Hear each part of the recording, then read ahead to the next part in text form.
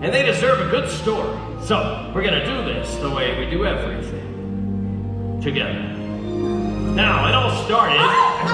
With Marlin and a blue tag named Dory! No, it's when they found that mask. No, it's when they escaped those sharks! Now that part is scary!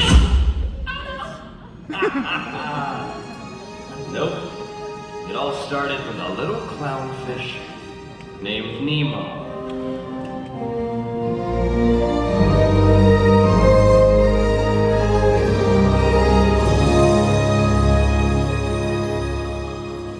Nemo! Dad! It's time for school! Alright, we're excited. It's your first day of school, Nemo. We're ready to learn. We're about to get some knowledge. Okay. Hey Dad, wouldn't it be cool if I maybe met a shark when I go to school? No. Or an angelfish? Is it true that they have wings? I don't think so. Can you believe there are so many things in the big blue world? I'm gonna go explore in the big blue world that I've never seen before. So many creatures swimming around the sea in the big...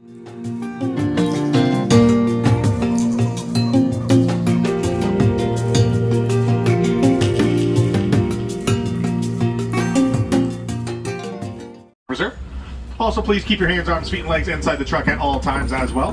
This is also the animals' home. We are just visiting, so please refrain from calling out to the animals or making any sudden or loud noises to them. They do not appreciate it. We will begin our journey by entering the Aturi Forest, home to some animals that like to be a bit more secluded. They have some adaptations that help them to blend in with their surroundings. So we will need to keep our eyes peeled to see what we can find this afternoon.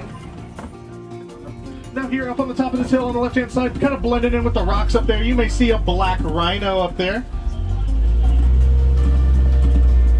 Black rhinos do not get their name from their color. They are, in fact, gray. See if we can't get another view here on the left-hand side up on the hill there. Their name comes from the black V-shaped prehensile upper lip that they have. So there's that word prehensile again. Just like in Okapi's tongue, prehensile means without fingers, so that the upper lip on those black rhinos and the tongue on the Okapis can be used as an extra muscle to grasp onto things. Black rhinos will be about 3,000 pounds. Now coming up pretty close to us here on the right-hand side, you may see one of those Maasai giraffes. You can see that it's got those long legs there. That helps them to achieve some pretty quick speeds. Maasai giraffes can sprint at about 35 miles an hour.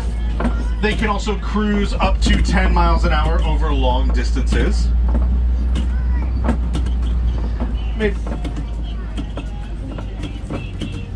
May be able to see some more of our long friends here on the right-hand side.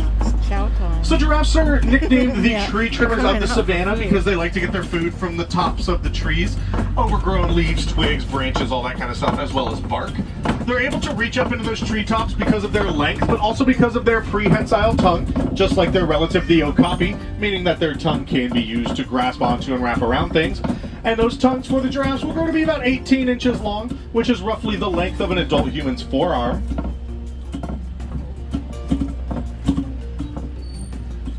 And it does sound like there is a giraffe just in the road up ahead.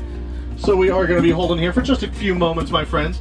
Like I said, this is the animals' home. We're just visiting. They let us know when we can and can't go anywhere around here.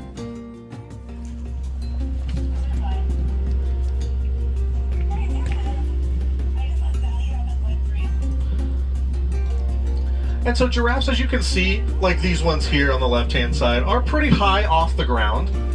So a baby giraffe is very rudely introduced to the world with a 6-foot drop down to the earth when it's born.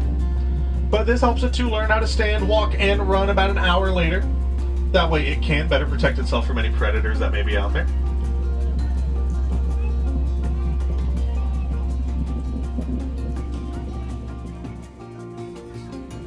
Those are going to be cheetahs. You guys got it. Cheetahs are the fastest land animal. They're able to achieve speeds of 65 miles an hour. And on the right-hand side, you may see some side here. These Nigerian dwarf goats have taken to calling the Warden's Outpost their home. And while they do look pretty small, they are actually fully grown adults. And farmers will keep Nigerian dwarf goats on their land to tend to the overgrown grass, weeds, bushes, shrubs, pretty much any sort of like brush like that overgrows there. The Nigerian dwarf goats will snack on. They've got 4 stomach compartments so they can eat quite a bit of food. And then in that yard there,